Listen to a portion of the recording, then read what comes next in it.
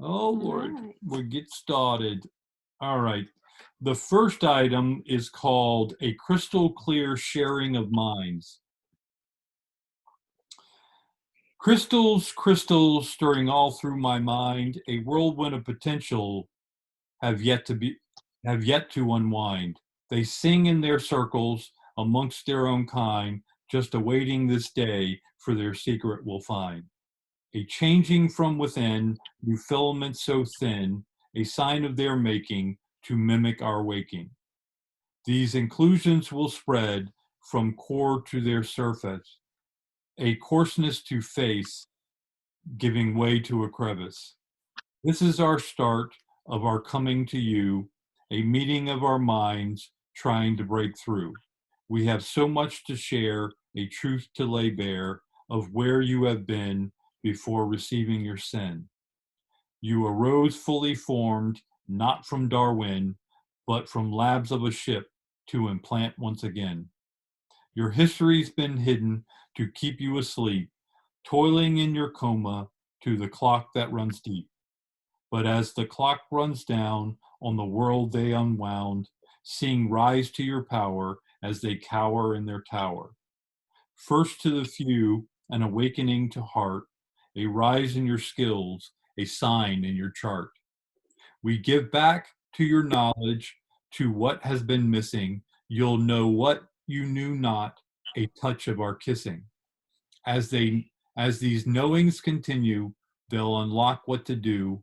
They'll give you the clues of when you can choose to set the world right with the power of your will. From deep within you, your doubts will grow still. When you are ready to throw open your door, more people will listen to what is in store.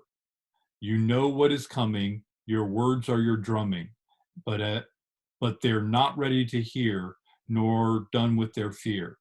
But the signs are approaching of what you do foster, of separating out friend from the imposter. Stay true to your words and continue your message. Welcome those in who take to your pledge. You will soon give a show they've been longing to know. They'll wonder if it's just you or if they have it too. It was always your mission to tear up their truth in writing these words to display in your booth. Just keep to your faith as it comes to a head. Be the light on your hill to the waves of misled. We'll end this talk now without any of the how. Just be ready to hear as it becomes crystal clear. Mm, I like that. I collaborated with my crystals on that one. Mm-hmm. Yeah, you said you felt like they were talking to you or something. They were.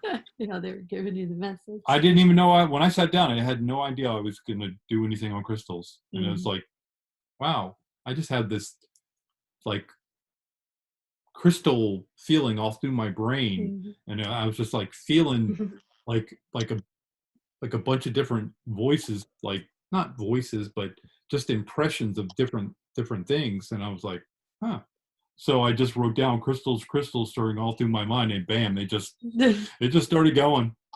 Well, you said you weren't really going to mess with them till they like called to you. Remember, you said that last week or last time we talked. Yep. They called to you. You wrote that down. They're like, he can hear us. They've been talking to me for years. They've been talking to me for years. I just couldn't hear them. He's ready.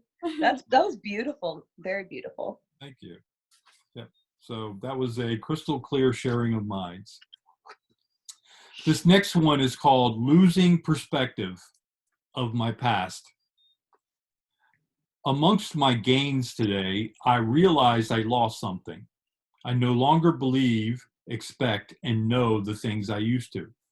The input mode I've been in for a while, especially this last year, has shifted them all to something new. It's as if I woke up to a house of things I used to own, but own no longer. They no longer define me. In fact, I now contain no definition.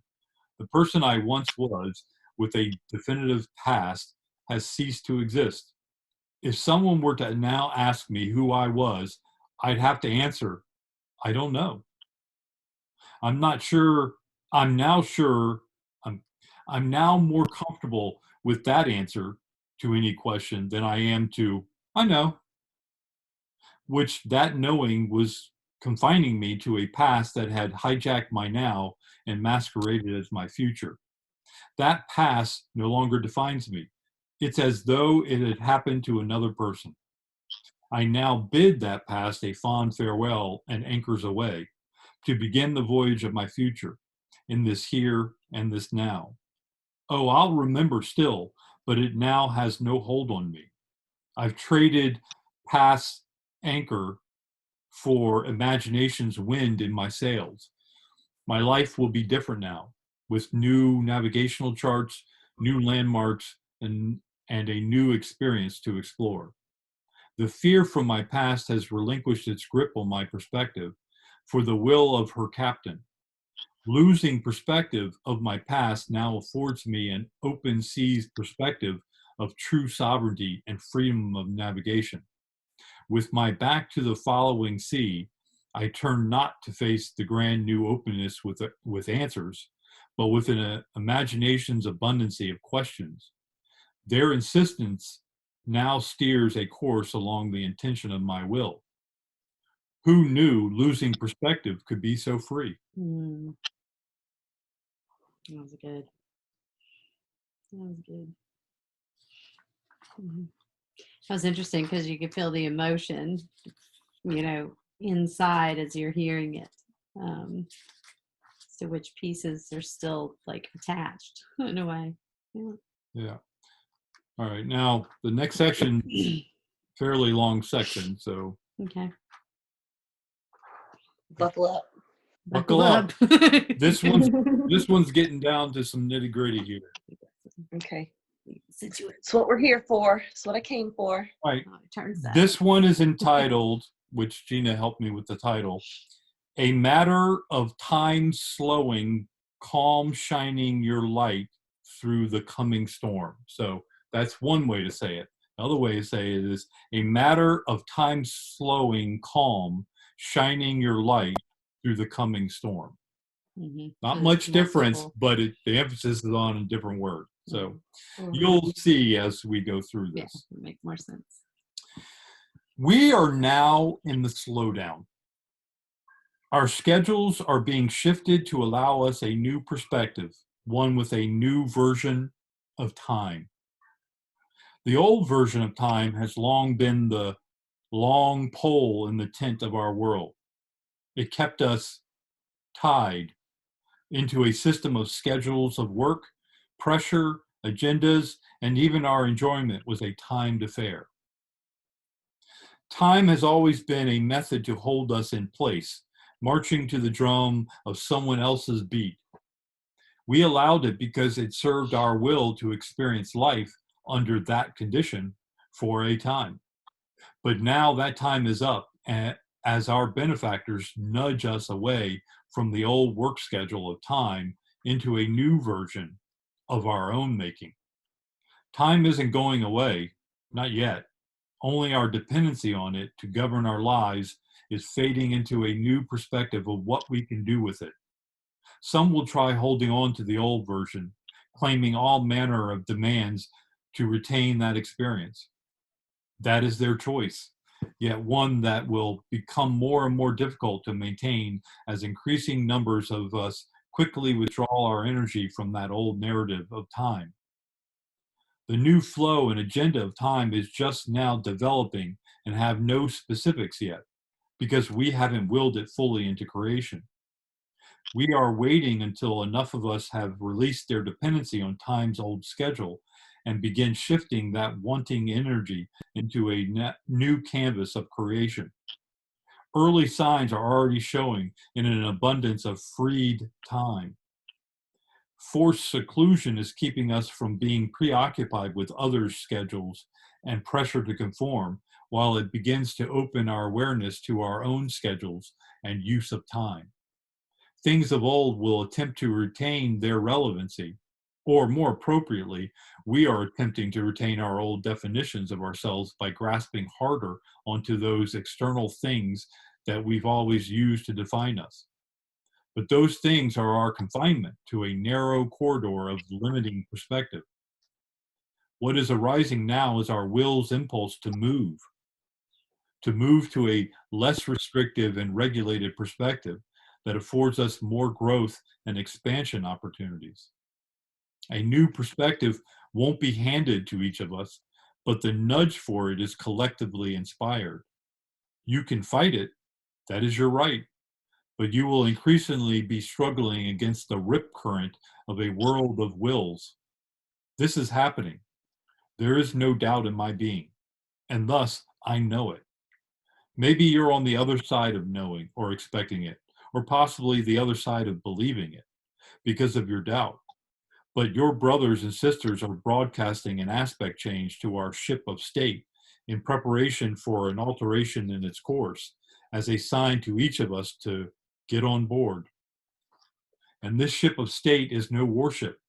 She's trading in the guns, battle stations, tours of duty, orders, watch schedules, and pressures to serve for a more fun-loving, relaxed, inclusive, expansive, joy-filled, stand on your own powerful legs, brotherly and sisterly love boat. Mhm.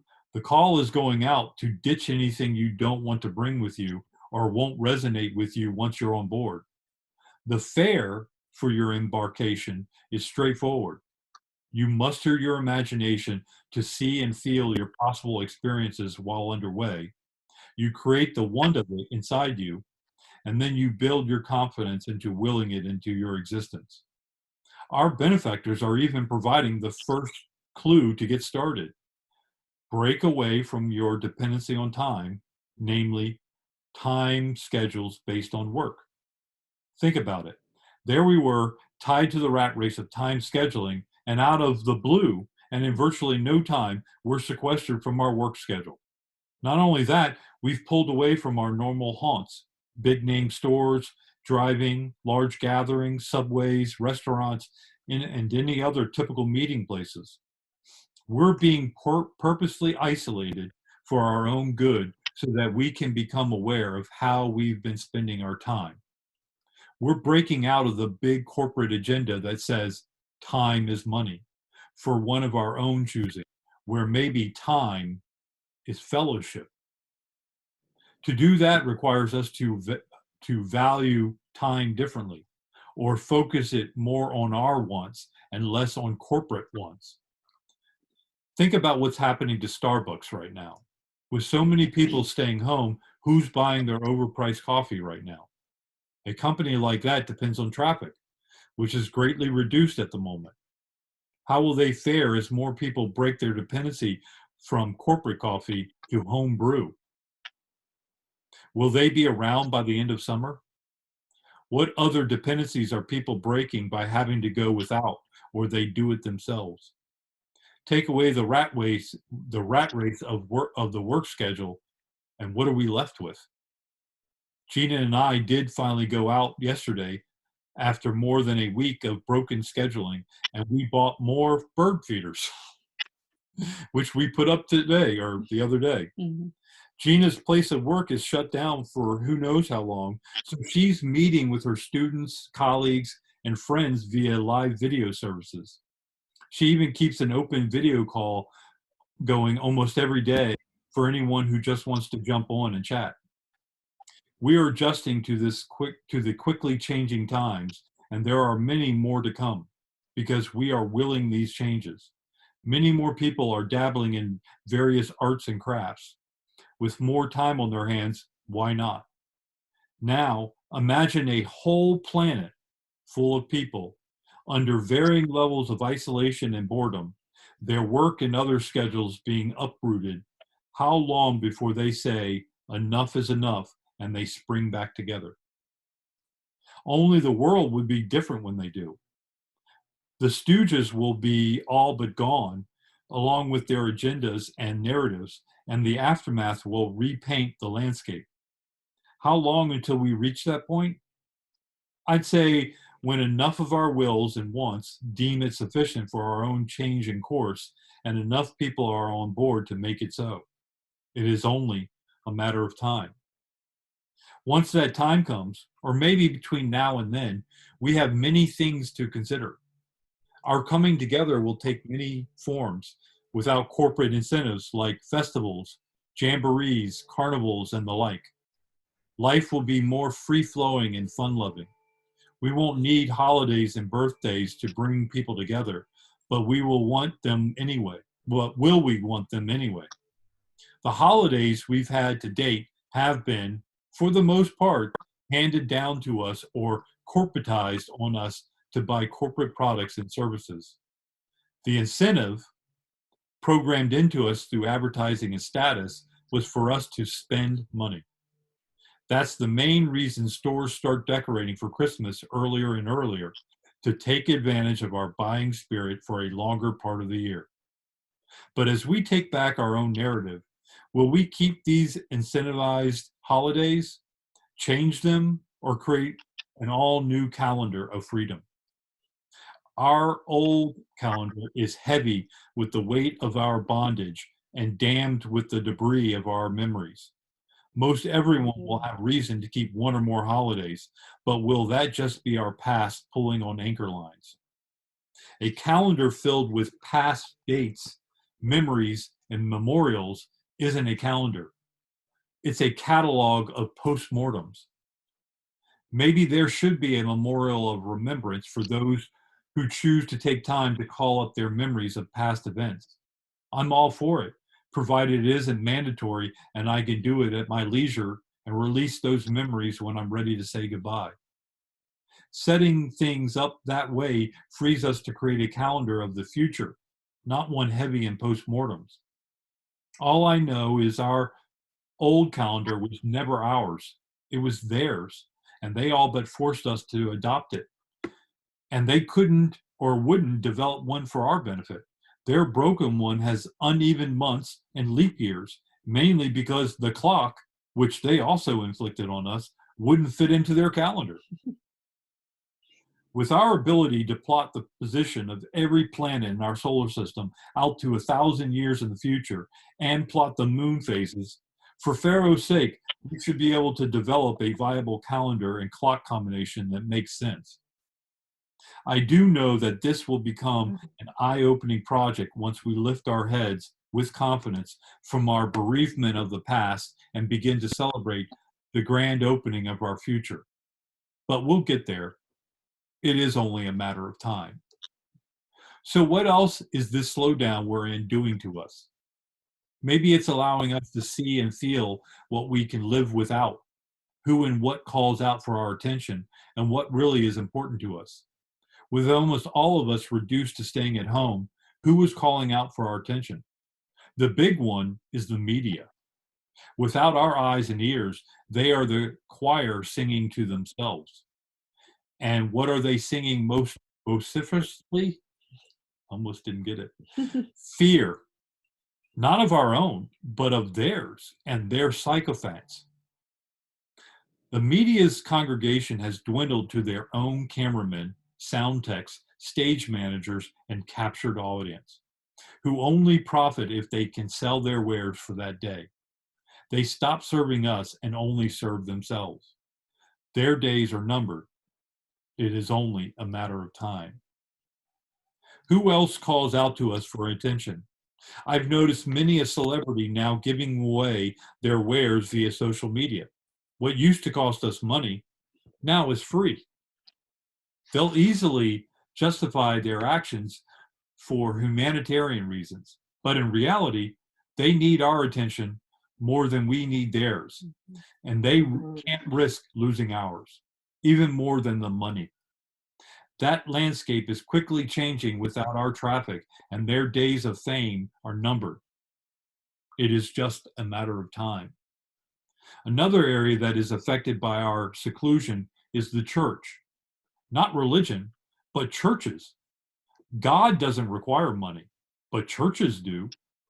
There are many good people in and around the church who offer valuable tenets to live by, who show true empathy and compassion, and who provide all of it with love to those inside and outside their church. Those people I'm not concerned with. Not that I don't feel for them, because I do, but because I share their faith that love will find a way, and my prayers are with them. The ones I'm concerned with are those who prey on the needy from their pulpits of deceit. I wish them no ill will, only that their eyes and hearts be open to what they've done to other humans against their own tenets and what they could do to lift us all up. That day is coming. It's just a matter of time. Following in that vein, I'll cover one last area, government. Like religion, there are many people working through government sanction to aid others. To these people, you have my thanks and appreciation. It is the people working for governments who prey on others and who chose to use their elevated position to do so. Again, I wish them no ill, only the light to see what they have done to their own kind and what they could be doing to lift us all up. Again, that day is coming. It's just a matter of time. There are others, especially in positions of authority, that have abused that position of power and betrayed our trust. I will judge none of them. That is not in my mandate. I will speculate, based on feelings I've been getting recently, that their days are numbered, not in the thousands or even hundreds, but roughly in the double digits. A prime time to unveil such devastating news to a populace is when said populace holds the status of being a captured audience, and white hat forces have had time to position themselves under the guise of humanitarian support to protect the people from themselves. How that goes down and how ugly it gets depends on us. I know ultimately this is for our highest good and is part of the changing of the script, and therefore I will remain calm. For I know that once this is over, whether it takes a week or 3 months, the skies will clear and we will begin to see the beauty of our future. To maintain that stance, I must hold the highest frequency I can with forgiveness, openness, and empathy, for that is the state of my will. I call on you to choose this higher of frequency, not for the prize of today, but for the gift of tomorrow. Fair weather and following seas don't necessitate the need for beacons of lights on the hills.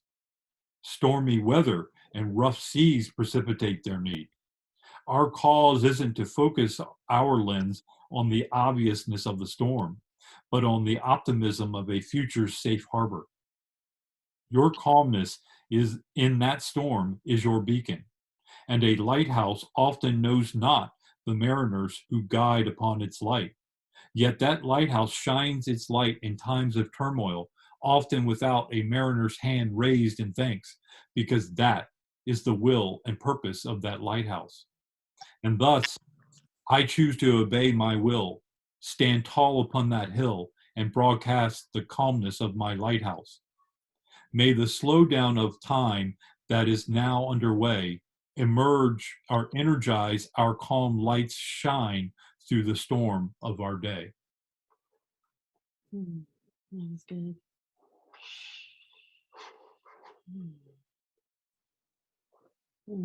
I can feel that to the bone. Mm-hmm. It is so very interesting, the disconnection with the clock and the time and forgetting which day of the week it is. And, even the discussion with somebody saying, oh, I'm sorry, it's on Sunday. I'm like, it's the day, I mean, it's either daylight or it's dark. It's not that Well, tell one them, Right. day is different than another, really. tell them about the person who contacted you, wanted some time, and they say, hi, sorry to bother you on the weekend. Yeah, so sorry to bother you on a Sunday afternoon, and I was like, I'm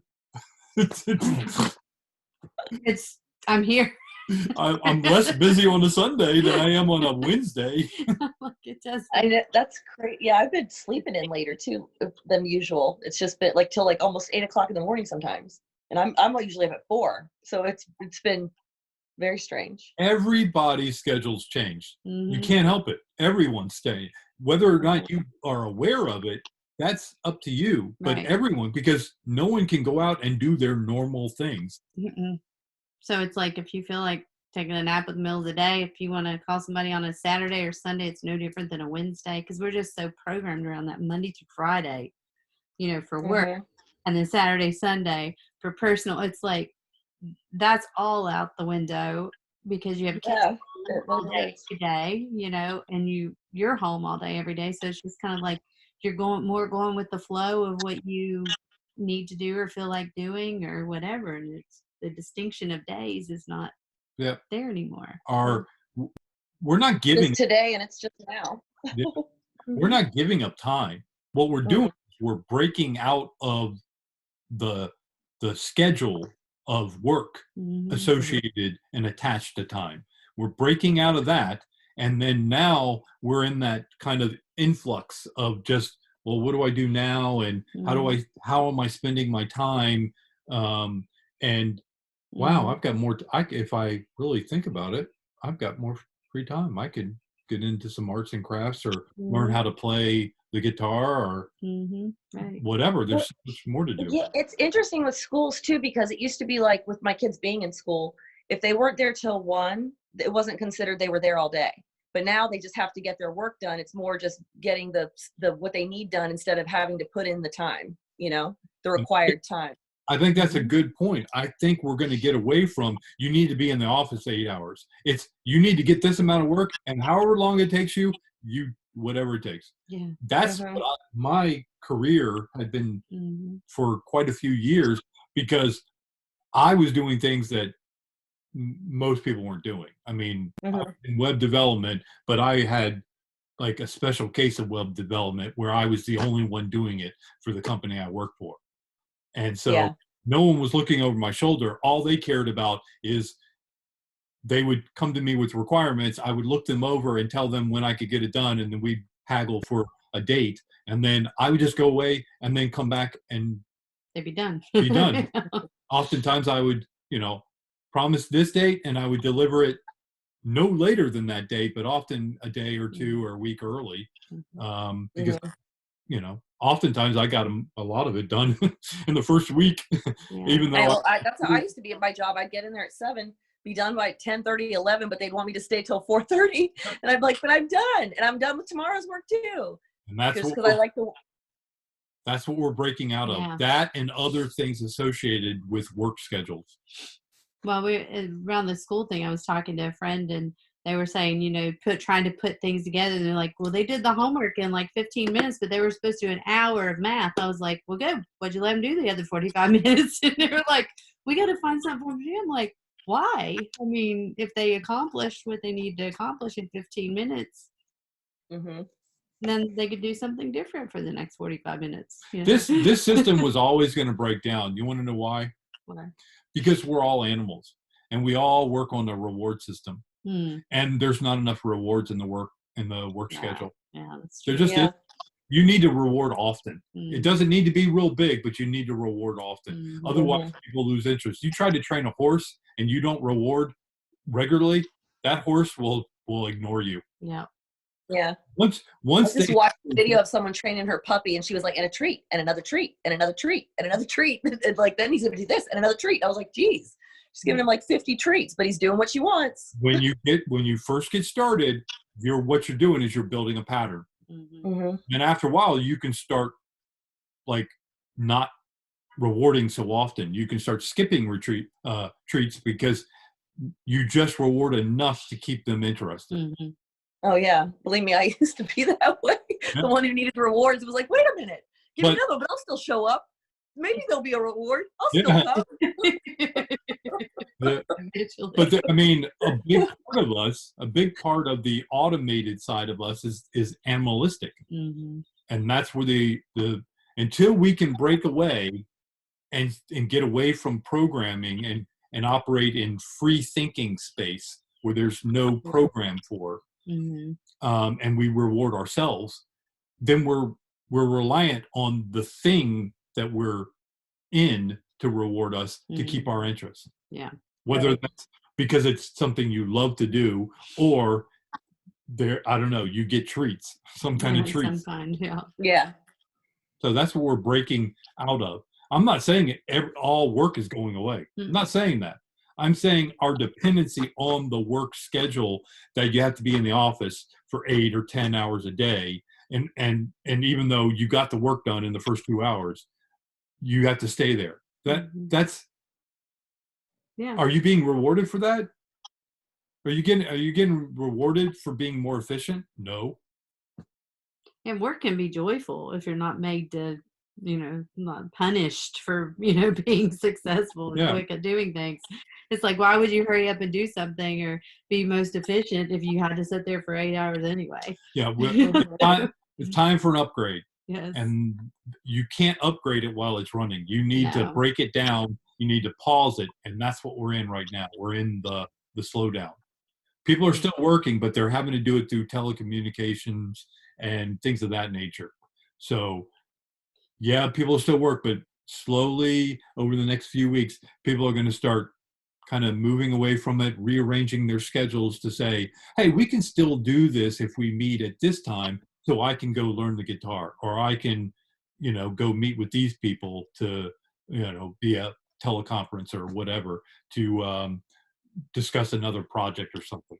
And really, it's gonna be super interesting to see what everybody can do, in a couple months. well, and what will come out of here at, because in my previous professional history, oftentimes when you retool something, a process system, you shut it down for a period. And that's exactly what this feels like. It's like shut it down, retool, reset, and then we restart it with a new paradigm in so many different ways. And you listed several of those systems there that they're going to massively change. Massively. When we come out of this, the world's going to look greatly different. Mm-hmm. Think about all lately, I'm noticing little things that are different, almost like when you have an app on your phone and it upgrades and little things look more efficient, but you don't like it didn't affect you. It's like little things are just better, like here and there going on during just every day now. Mm-hmm. Yeah, interesting. All right, the next section is called Arise and Shine to the Grand Illusion's End. Along with Come Sail Away, Styx sang of its reason in the grand illusion. In the words are the lyrics, welcome to the grand illusion. Come on in and see what's happening. Pay the price, get your tickets for the show. The stage is set, the band starts playing. Suddenly your heart is pounding, wishing secretly you were a star. But don't be fooled by the radio, the TV, or the magazines. They show you photographs of how your life should be, but they're just someone else's fantasy. So if you think your life is complete confusion because you never win the game, just remember that it's a grand illusion, and deep inside, we're all the same. We're all the same. So if you think your life is complete confusion because your neighbors got it made, just remember that it's a grand illusion, and deep inside, we're all the same. We're all the same. America spells competition. Join us in our blind ambition. Get yourself a brand new motor car. Someday soon we'll stop to ponder what on earth this spell we're under. We made the grade and still we wonder who the hell we are. That grand illusion will be unraveled before our very eyes. But first we must take our seat while our benefactors position their forces for the possible stampede. You won't have to ask when the final act starts. The signs will be obvious. Where our part comes in is when people begin to ask if this is a continuation of the grand illusion. It is then that we shine the calm of our light on the exodus of the director and his stagehands, and this marks the end to the grand illusion and the start to our taking over the arena. From too much time on our hands, we'll usher in the best of times within our newly reclaimed Paradise Theater and begin rocking in paradise. Now, if anyone is a Styx fan, you'll recognize all those songs. Yeah. So that's pretty cool. They did so well. It did. They just fell in. I mean, I probably wrote that in like 10, 15 minutes because it just fell into place. Because I was thinking of Styx. I had heard a Styx song, and I was like, wait a minute. Paradise Theater, The Best of Times, The Grand Illusion, Come Sail Away, Too much time on the run. Too Much Time on My Hands, and Rockin' in Paradise. It's perfect. It's like perfect. All right, so the next one is called Stone Cold Resistance to Moving. I guess it had to happen. Not sure when it started. One day, I was picking some of them up and placing them strategically on my body, and now here I am talking to them. Well, maybe not verbally talking out loud to them, more like thinking to them. I had decided sometime last week to no longer force them against their will, so I stopped picking them up, and I thought to them that they were free to choose how they would involve themselves with me. They're still arrayed around me in the room where I write, more specifically right next to the CitySack memory foam bag. I think to them as I write. In fact, they collaborated with me on a crystal clear sharing of minds. So I know they can hear me and I can hear them. Yet they haven't moved a muscle or shard since my declaration of their independence. Who knew crystals could be so stubborn? Oh, sure, everyone's familiar with their tough exterior, but come on, they're just being hard-headed now. All I asked was for them to make the first move. You know, just levitate and slide through the air into my hand. That's not asking for too much, is it? There are 20 of them, and I'm beginning to think they've all formed some kind of underground resistance, non-movement movement, or sit-in where they all play dead. It's a conspiracy, and I aim to get to the bottom of it. I think it was the blue apatite Tower Stone that started it. She's always been a little too domineering. You should see how the smoky quartz leans away from her. But now that I've granted them their emancipation, I can't touch her to remove her from that position of influence on the others. I've had a talk with her, but she won't budge. I may have to resort to burning the house down around them. But Gina just got her arts and crafts room the way she likes it, so that may be a bit of overkill. Is a 5.0 magnitude earthquake in South Carolina too much of an ask? Staring at her doesn't work. I've tried that. It's like staring into a brick wall. I say that because I know that pisses her off. Maybe that'll provoke her. Nope. I even tried some reverse psychology by telling them to stay, but they just, stayed. I do think they talk about me when I'm not in my room, and I may have even caught them laughing at me, like they know something I don't. But that's crazy. Everyone knows crystals don't laugh, right? I may have to hire a crystal whisperer, because these crystals are downright devious. Tomorrow, I'm trying some music to see if that'll get them moving. You know, maybe a little Rolling Stones. Wish me luck. This is funny. Well, they are changing. We've talked about this before. I'm telling you. They're changing. All of them are changing. If you take the time and effort and look at them inside, that's what that first poem was about. They're changing. They're changing inside. This one has new things on the outside. And it's rough on the outside. Yeah, it actually has pieces starting to grow out of it. Wow. So they are changing. Yeah, if you pay attention to. Where's that one nub? That right there. I don't know. Can you you see it? Yeah, let's see. Go ahead and hold that up.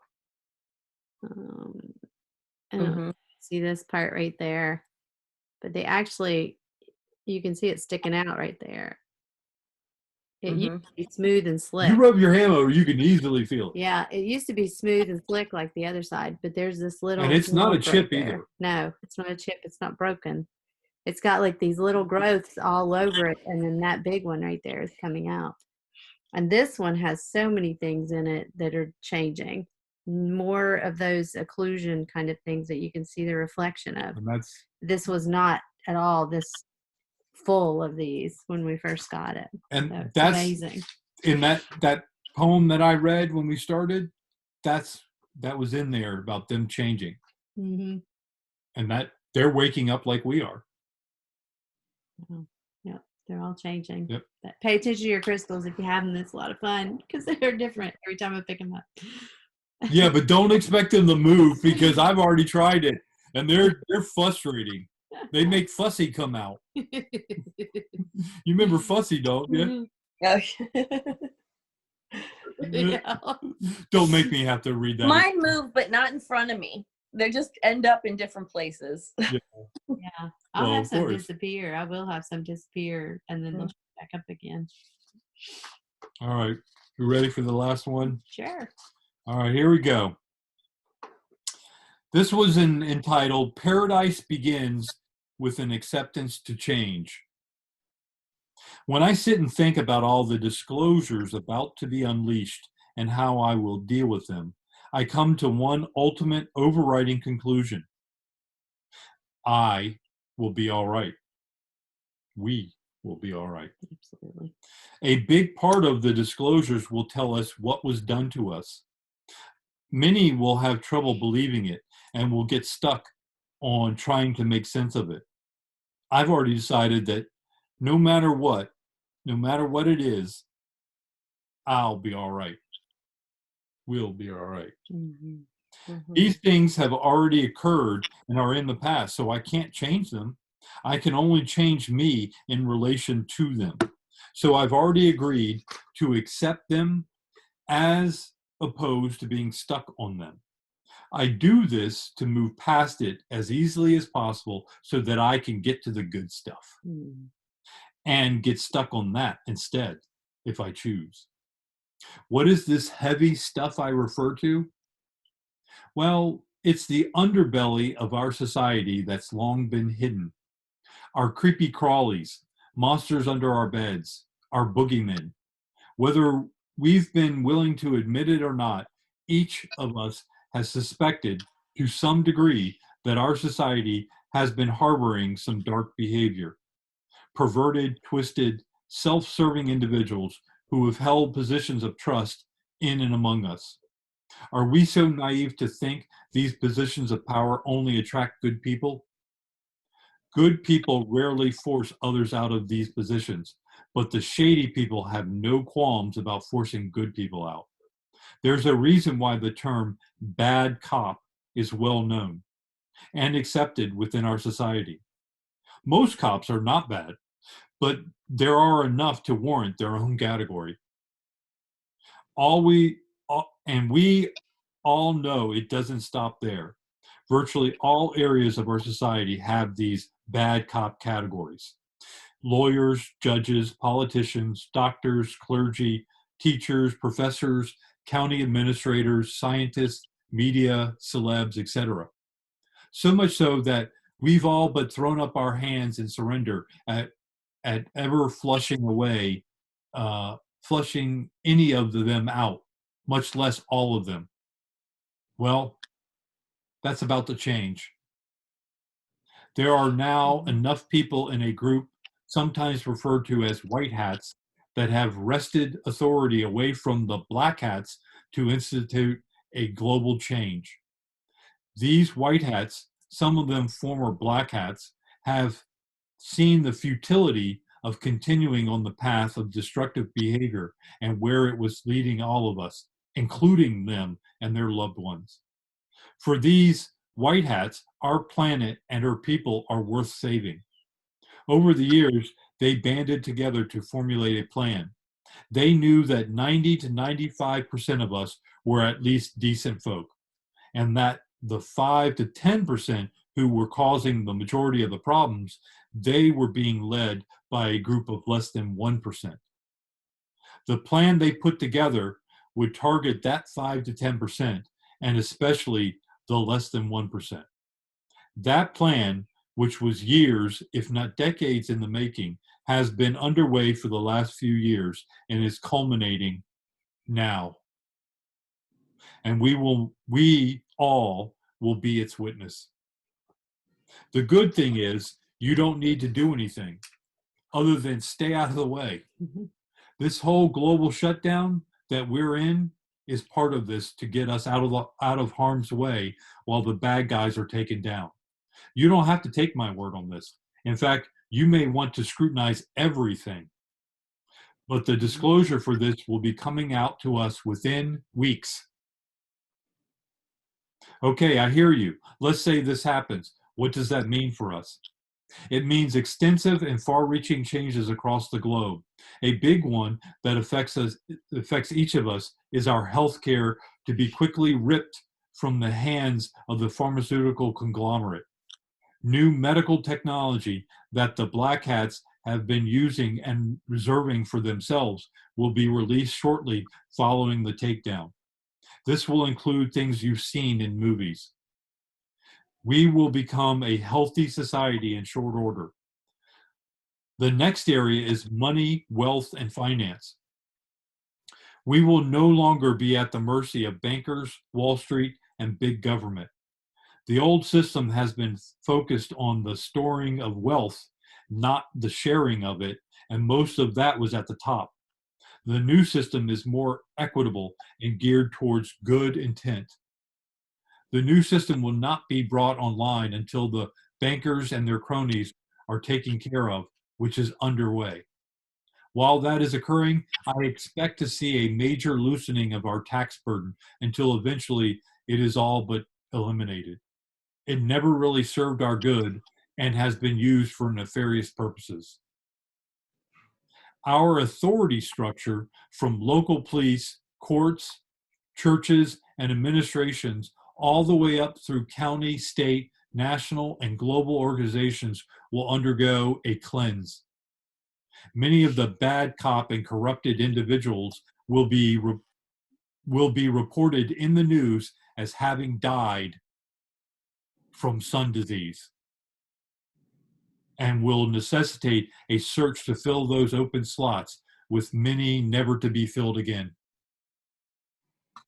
That will be part of the grand restructuring of our society. This is what will be awaiting us as we emerge from the security of our shut-in. We will look around and realize we need to come together to confirm the changes and see about our way forward. But we will have lots of aid from our white hat friends and from miraculous technology set to be released to us from the white hats and captured black hat caches. This will be the end of the grand illusion and the start to the public's great awakening. It will then be up to us to imagine our way to paradise and prosperity. Mm.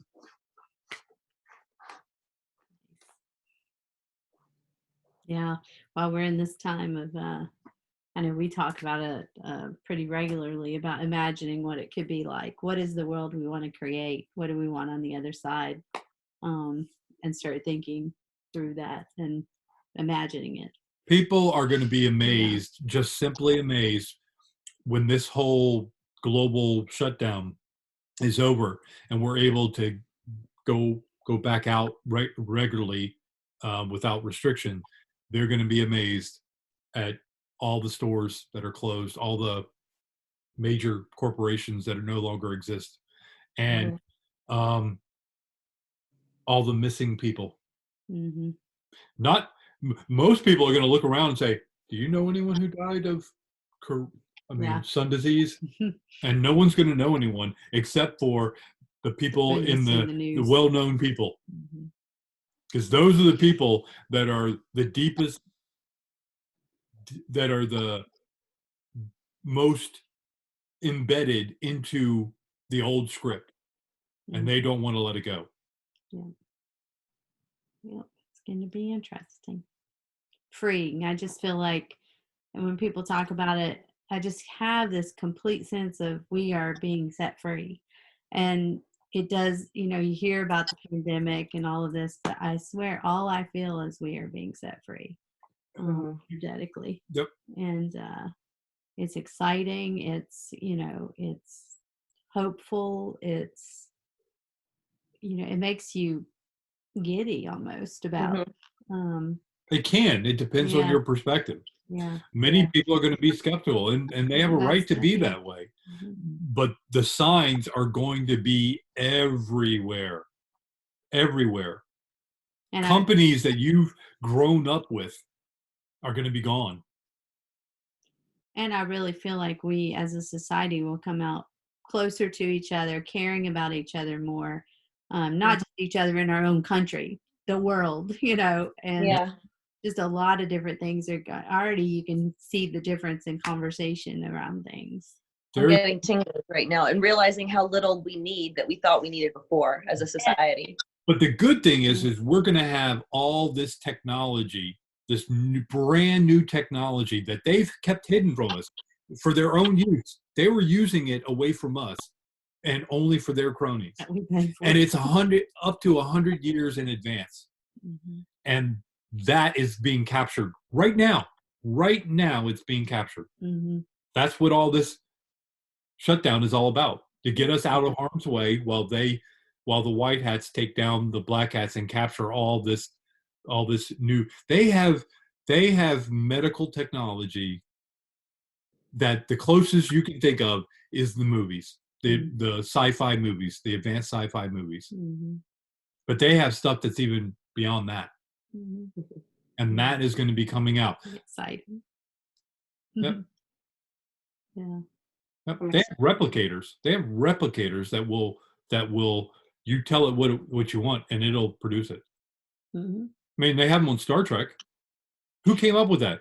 Was that just imagination? Well, and they've already started to trickle in a little bit of it in our society with the 3D printers and the other things where you can create certain food items with mixtures of, the elements. And so it's already trickling in little bits and pieces seeded into the consciousness over the last few years. So it's not that far-fetched. No. It is not that far-fetched. Yeah, I mean, if we're 3D printing houses, why can't we 3D a biscuit? Right. 3D print a biscuit. Correct. I mean, it's just made of elements. Everything is, yeah. So, but the health industry is gonna be completely flipped over on its side, and because they've kept us contained through our health or lack of health, and that is going to explode. I don't know how else to put it. It's going to explode, and it's going to do it quickly. Yeah. I mean, I've laid down some hints throughout some of the little things I've written about. Those were not accidents. No. So get giddy about it. Use your imagination and imagine yourself taking advantage, because everyone's going to have free access to it. Because they're already paid for it. They've already been developed. And we're not going to have a profit motive in our new paradigm that we're going to be involved in putting together. We're going to have guidance, but we the people have the final say. We just have to figure out who our representatives are, because politicians are not the way to go. It's got to be people that as soon as you look in their eyes, I can trust that person. Right. That's it. You don't. I mean, doesn't mean these persons should be transparent. That doesn't mean they tell you everything about themselves, but you know enough about them to know the flavor of them. And there's not going to be these pedestals and no pedestals. No. And we've talked for a long time about councils and groups, of people helping to steer and guide. Yeah, we're not going to have no more dictators. We're not going to have one person in charge of all this. It's going to be councils. We're going to have councils come together, and they're going to kind of be all networked together, where they don't stand alone, and lessons learned aren't traded. We want lessons learned, passed and traded, and help each other, lift each other up. All that has been kept from us by the black hats. I mean, Mhm. right now at the flood of free stuff that's out there. I mean, just flooded of free. It's like, okay, all of that stuff couldn't be free. 5 weeks ago we were paying through the nose for, and now it's just. Yeah. I mean, it's amazing, and the scarcity is created. It's a created scarcity so the prices go up, so there can be pressure and profit, and it's absolutely amazing if you just sit back and watch it. So you can see it already cascading. Right. There's no going back Mhm. from this. No. And let's say over the last, let's say at least 50 years, if they were, let's say that they were siphoning, say roughly $1 trillion Mhm. from our financial system because they controlled all the bankers, how would we know? Wouldn't it? Would we? Mhm. Do we have anyone auditing the Fed and the Treasury and all the government agencies? I worked as a government auditor, and I can tell you right now, they were not on the up and up. Mhm. They were not on the up and up. So, do we have any way of verifying? Hey, is there any gold? Do where's the money been? Who's had the fiduciary responsibility of accounting for our true finances? Right. No one really. So they've been siphoning off money from us. I guarantee you there's at least $50 trillion. Mhm. At least. In my one story, I said 100 trillion. I believe that's even conservative. Mhm. So how is all this going to be paid for when we're going to rebuild the The at least world. the world, Basically. the surface at least? I mean, Yeah. but there's stuff underneath the surface that people are going to be surprised at. Yeah. There are underground things that is going to be very eye-opening to a lot of people. Mhm. And I'm not trying to convince you. I'm saying I'm giddy. I'm Yes. giddy about it because it's going to be turned over to us. Mhm. Mhm. It's been kept from us. And now all of a sudden the grand delusion is over. And now it's the grand awakening. And this grand awakening is going to take years for people to even see a fraction of it. Mhm. Mhm.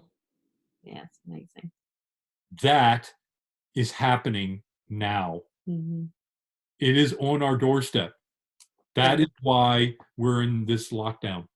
Mhm. I mean, I don't like to say lockdown. It's shut in. It's shut in. It's Shut in. voluntary shut in at some Basically. points. Yeah. The trouble spots they're locking down, like New York and stuff like that. Well, you can imagine them, L.A. and New York and all that, because who's in L.A. That's where all the celebrities are. Mhm. So that's got to be all locked down.